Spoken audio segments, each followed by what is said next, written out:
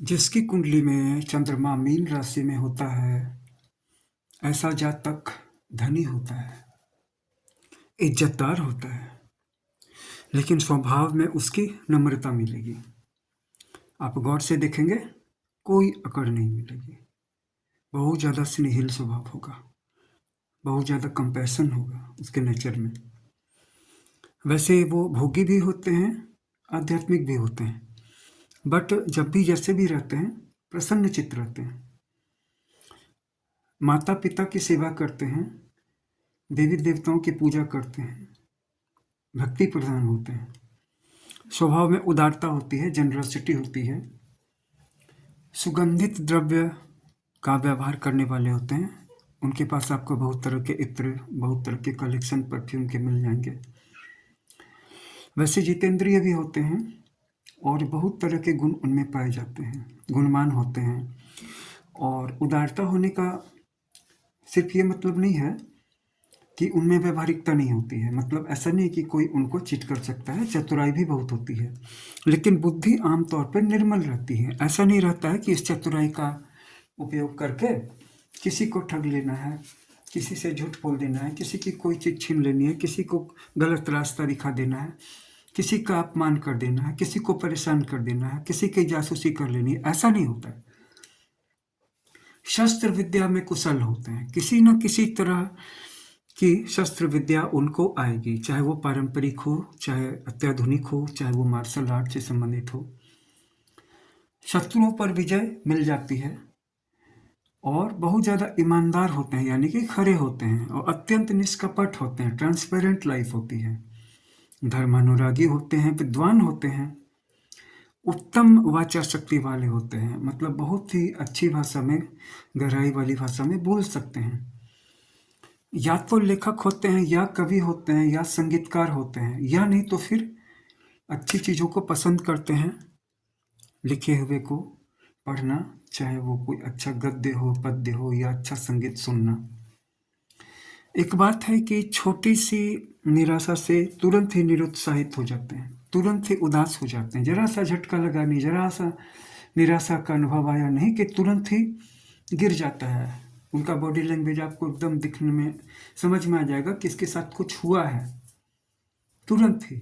और तुरंत ही थोड़ा सा कहीं से कुछ अच्छा समाचार आया, गुड न्यूज आई, तुरंत ही उनका बॉडी लैंग्वेज पॉजिटिव होने लगेगा। कभी कभी दुष्टता भी आ जाती है, कभी कभी मादक द्रव्य का भी सेवन कर लेते हैं, नशे का, लेकिन आमतौर पे हृदय निर्मल होता है। ऐसे जातक ऐसा नहीं है कि शारीरिक रूप से बहुत बलवान होंगे, आमतौर पे निर्बल ही मिलेंगे, लेकिन उत्तम रूपवान होते हैं, सुंदर होते हैं, खूबसूरत होते हैं। आंखें सुंदर होंगी, सुंदर दृष्टियुक्त होंगे। ऐसा भी नहीं कहा जा सकता कि बहुत अधिक सुंदर हैं, बट सुंदर होते हैं। इनको किसी ऊंचे स्थान पर जाने से सावधान रहना चाहिए जाते समय, क्योंकि वहां से गिरने का भय रहता है। और ये कोल्ड से पीड़ित रहते हैं, कफ से पीड़ित रहते हैं। अगर एक से ज़्यादा विवाह न भी हों तो एक से ज़्यादा स्त्रियों से इनके भावनात्मक संबंध रह सकते हैं। स्त्री के वशीभूत हो सकते हैं तथा स्त्रियों के प्रति प्रीतियुक्त हो सकते हैं। इनके सभी पुत्र अच्छे होते हैं। ये जल से उत्पन्न पदार्थ का भोग करने वाले होते हैं, पराय धन का भी भोग करने वाले होते हैं। गाढ़े हुए धन का, छिपे हुए धन का इनको भाग्य होता है, उसका भी ये भोग करने वाले होते हैं। मेष राशि वाले इनके मित्र होते हैं, कर्क राशि वाले भी इनके मित्र होते हैं, सिंह राशि वाले एवं धनु राशि वाले भी इनके मित्र होते हैं। जबकि इनसे वृष राशि वाले शत्रुता करते हैं, मिथुन राशि वाले शत्रुता करते हैं, कन्या राशि वाले भी शत्रुता करते हैं, तुला राशि वाले भी शत्रुता करते हैं। इनके लिए बुधवार अनिष्टकारी हो सकता है, लेकिन बृहस्पतिवार शुभदायी होता है। अगर ये कहीं यात्रा पर जा रहे हैं और उस समय इनकी दृष्टि किसी वृद्ध मनुष्य पर पड़ जाए, बूढ़े इंसान पे, तो इनके लिए अशुभ होता है। इनके लिए आश्विन का मास यानी अक्टूबर के आसपास का टाइम अरिष्ट कर होता है, हानिकारक होता है। कृष्ण पक्ष भी अरिष्ट कर होता है, द्वितीया तिथि भी अरिष्ट कर होती है। लेकिन बृहस्पतिवार शुभ भी हो सकता है और लेकिन वही बृहस्पतिवार अगर कृष्ण पक्ष में पड़ जाए तो अशुभ हो सकता है।